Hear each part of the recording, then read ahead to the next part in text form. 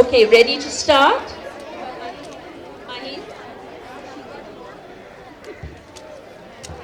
The grandpa held the jar of honey so all the family could see, then dipped a ladle into it and drizzled honey on the cover of a small book.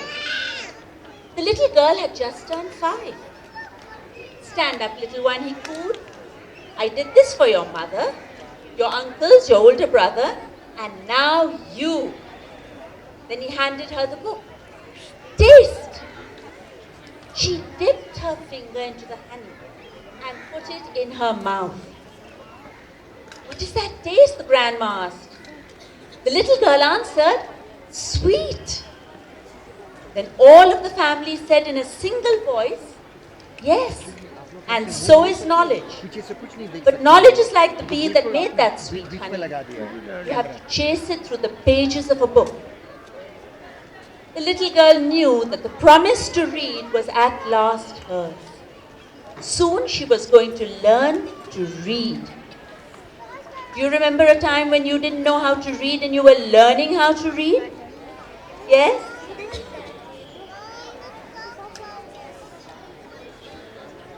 Trisha, the littlest girl in the family, grew up loving books. Her schoolteacher mother read to her every night. Her red-headed brother brought his books home from school and shared them. And whenever she visited the family farm, her grandmother and grandfather read to her by the stone fireplace. When she turned 5 and went to kindergarten, most of all she hoped to read. Every day she saw the kids in the first grade across the hall reading.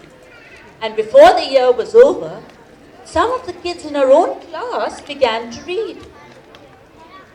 Not Trisha. Still, she loved being at school because she could draw. The other kids would crowd around her and watch her do her magic with the crayons. In first grade you learn to read, her brother said. Look at the picture. Think to yourself, what is Trisha feeling? Turn and talk to your partner. What do you think Trisha is feeling at this time? What does the picture tell you? How is she feeling? Tell your partner, you don't have to shout it out to me. I don't need to know what you're thinking. Okay? In first grade, Trisha sat in a circle with the other kids. They were all holding Our Neighborhood, their first reader, sounding out letters and words. They said boy and look. The teacher smiled at them when they put all the sounds together and got a word right. But when Trisha looked at a page, all she saw were wiggling shapes. And when she tried to sound out words, the other kids laughed at her. Trisha, what you looking at in the book, they'd say. I'm reading, she'd say back to them. But her teacher would move on to the next person. Always when it was her turn to read, her teacher had to help her with every single word. And while the other kids moved up into the second reader and the third reader, she stayed alone in Our Neighborhood. Trisha began to feel different. She began to feel dumb. Turn and talk to your partner. What are you thinking now about the story? Tell your partner something about your thoughts. What are you thinking? Was there a time when you felt like that? Something you couldn't do?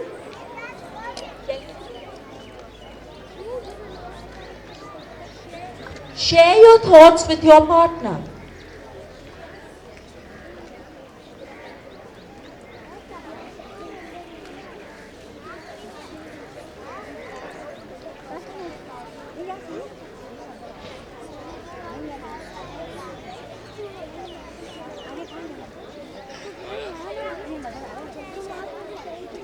Yes.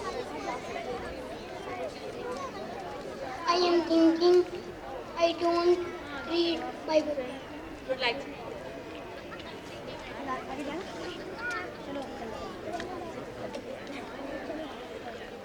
Who do you think Trisha is with here?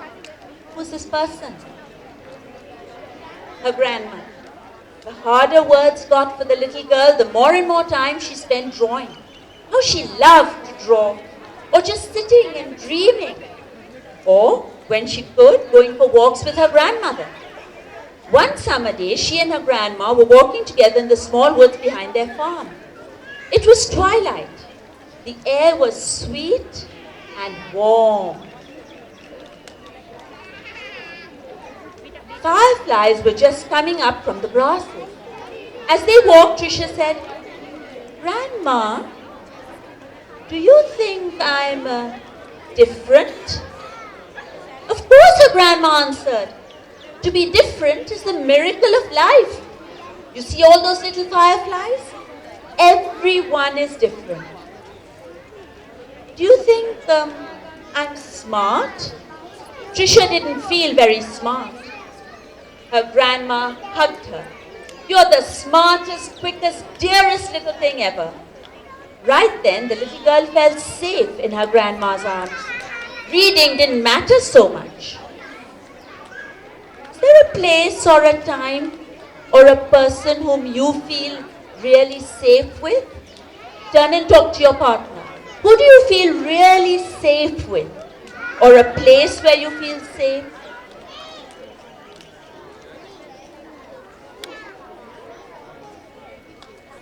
Okay. With my parents.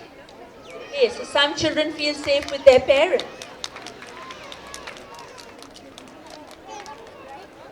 Right then, the little girl felt safe in her grandma's arms. Reading didn't matter. Trisha's grandma used to say that the stars were holes in the sky. They were the light of heaven coming from the other side.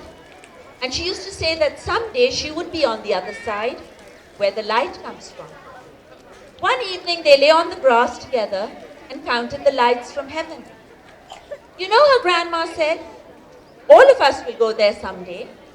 Hang on to the grass or you'll lift right off the ground and there you'll be. They laughed and both hung on to the grass. But it was not long after that night that her grandma must have let go of the grass because she went to where the lights were on the other side. Where did she go? Where did she go? Where did she go? Heaven, yeah. And not long after that, Trisha's grandpa let go of the grass too.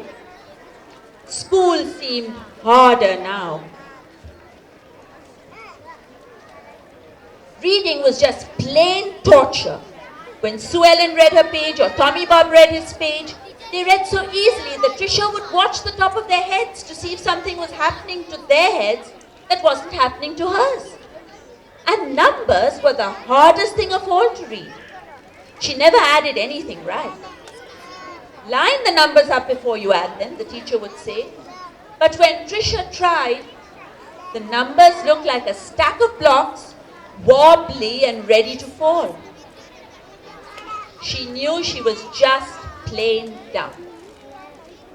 Then one day her mother announced that she had got a teaching job in California, a long way from the family farm in Michigan.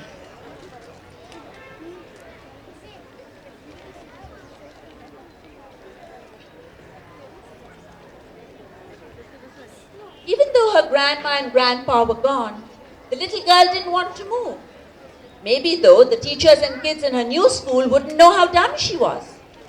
She and her mother and brother moved across the country in a Plymouth. It took 5 days.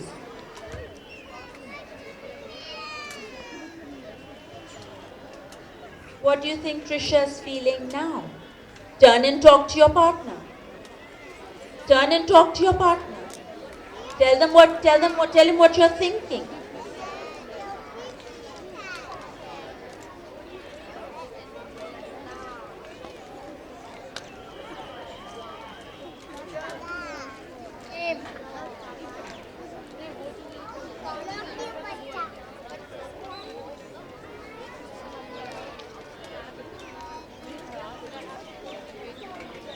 She's feeling shame, somebody said. Do you think so?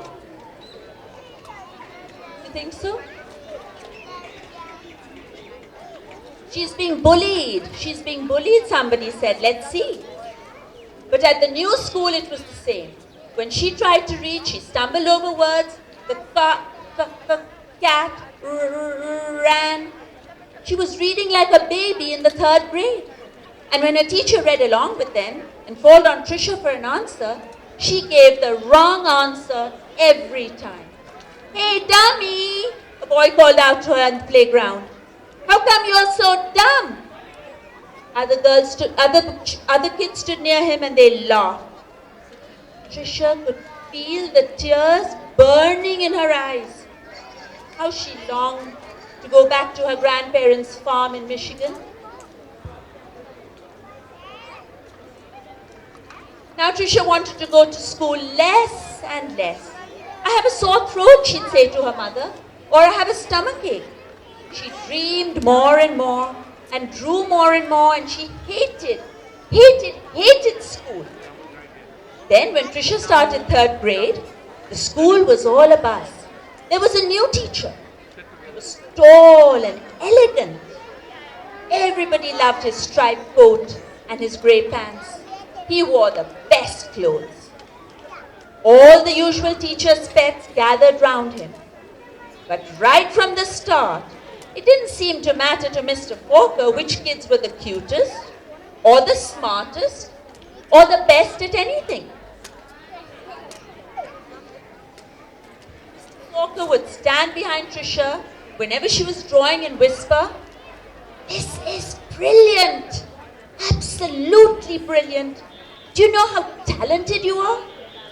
When he said this, even the kids who teased her would turn around in their seats and look at her drawings.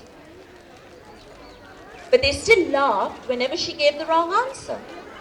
Then one day she had to stand up and read, which she hated. She was stumbling through a page in a book, and the page was going all fuzzy when the kids began to laugh out loud.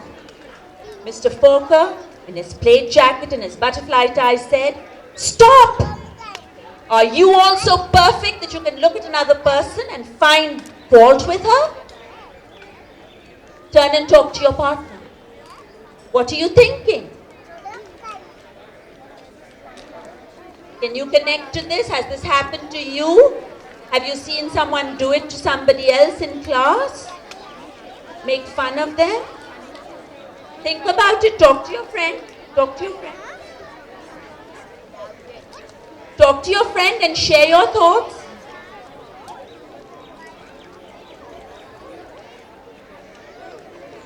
That was the last day anyone laughed out loud or made fun of her.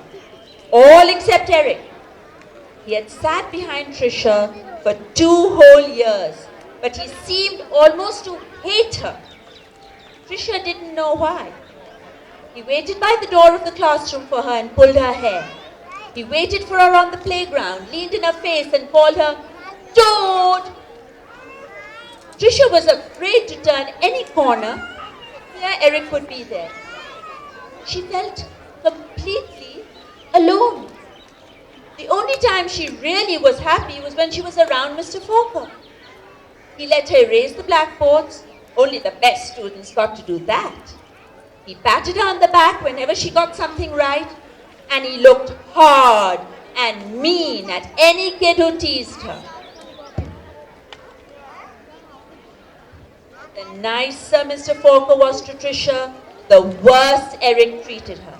He got all the other kids to wait for her on the playground, or in the cafeteria, or even in the bathroom, and to jump out and call her stupid or ugly. And Trisha began to believe them. She discovered that if she asked to go to the bathroom just before recess, she could hide inside the stairwell during the free time and not have to go outside at all. In that dark place, she felt completely safe. But one day at recess, Eric followed her to a secret hiding place. "Have you become a mole?" he laughed. and he pulled her out into the hall and danced around her. Dumbbell, dumbbell, maggoty old dumbbell. Trisha buried her head in her arms and curled up in a little ball. Suddenly she heard footsteps. It was Mr. Forker. He marched Eric down to the office. When he came back, he found Trisha. I don't think you'll have to worry about that boy again, he said softly. What was he teasing you about, little one? I don't know, Trisha shrugged. Trisha was sure Mr. Forker believed that she could read. She had learned to memorize what the kid next to her was reading. Or she would wait for Mr. Forker to help her with a sentence. Then she'd say the same thing that he did. Good, he'd say.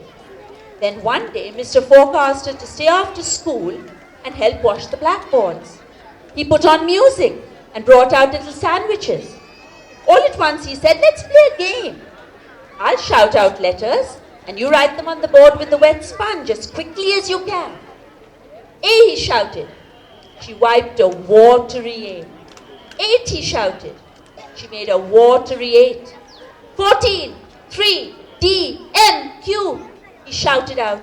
He shouted out many, many letters and numbers. Then he walked up behind her and together they looked at the board. It was a watery mess. Trisha knew that none of the letters or numbers looked like they should. She threw the sponge down and began to run. But Mr. Forker caught her arm and sank to his knees in front of her. You poor baby, he said. You think you're dumb, don't you? How awful for you to be so lonely and afraid. She sobbed. But little one, don't you understand? You don't see letters or numbers the way other people do. And you've gotten through school all this time and fooled many, many good teachers. He smiled at her. That took cunning and smartness and such bravery.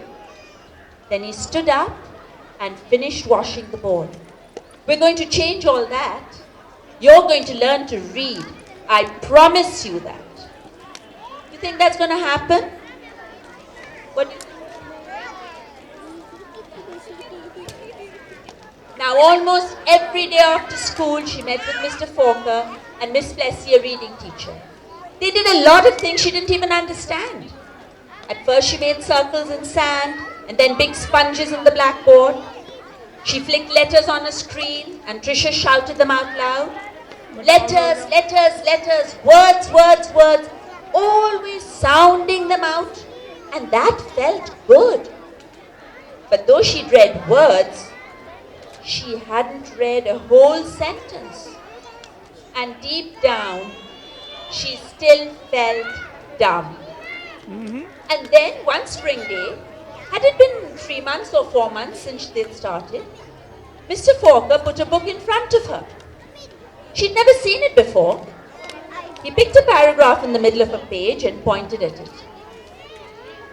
Almost as if it were magic, or as if light poured into her brain, the words and sentences started to take shape on the page as they never had before. She marched them off to... Slowly she read a sentence, then another, and another. And finally she'd read a paragraph. And she understood the whole thing. She didn't notice that Mr. Forker and Miss Plessy had tears in their eyes. She's holding a jar of honey. Why do you think she's holding a jar of honey? Why is she holding a jar of honey? She's holding a book. She's holding a jar of honey. Yeah, why do you think she's doing that? Yeah? She remembered what her grandparents said about the honey, that's right. Do you remember what her grandparents said about the honey? Do you? That night, Trisha ran home without stopping to catch her breath. She bounded up the front steps, threw open her front door and ran through the dining room to the kitchen.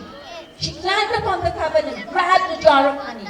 Then she went into the living room and found the book on a shelf. The The very book that her grandpa had shown her so many years ago.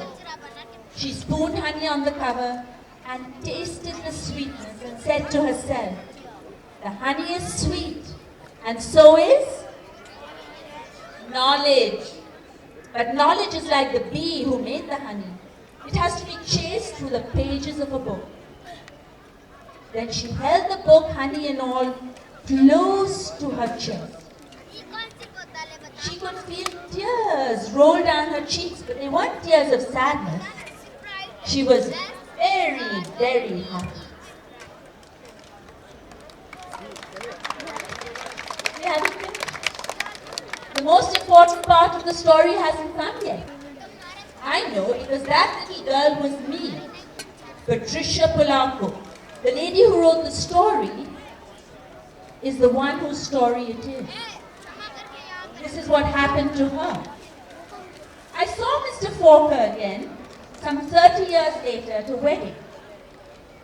So now she's a grown-up lady and she's met her teacher. I walked up to him and introduced myself. At first he had difficulty placing me. Then I told him who I was and how he had changed my life so many years ago. He hugged me and asked me what I did for a living. Why, Mr. Fork, I answered. I make books for children. Thank you, Mr. Fork.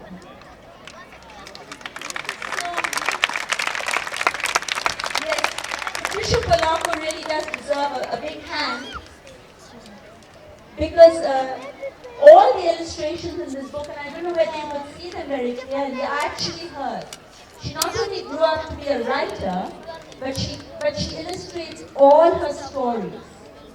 And you don't even need to read the story. If you just flip the pages and look at the pictures, you know what the story is about. So what was the story about?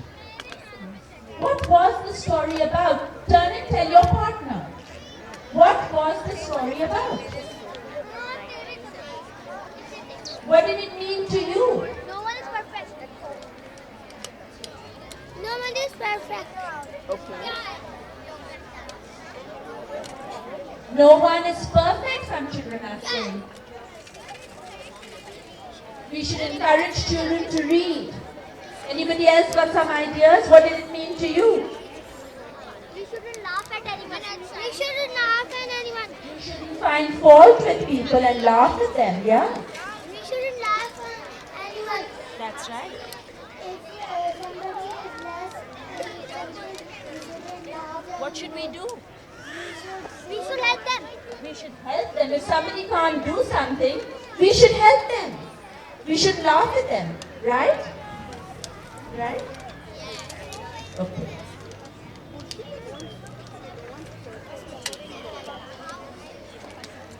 Okay, story over. Thank you.